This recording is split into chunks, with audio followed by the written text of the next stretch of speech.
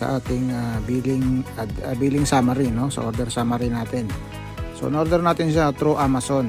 So nakuha natin siya dahil last time nga nag-check tayo sa may Best Buy, wala siya.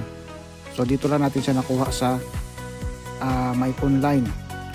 So isa siyang wireless lavalier na napakaganda talagang gamitin. So nakikita natin maraming nag-unbox, nagre-review. So kaya na anuhan natin kung talagang okay nga ba din siya. So makikita nyo after ditong video na to ang gaano ba talaga kaganda at worth it ba talaga siya gamitin para sa ating mga nag-vlog, mga nagkagawa ng mga content. So ito, what's inside the box. Ito na, bubuksan na natin.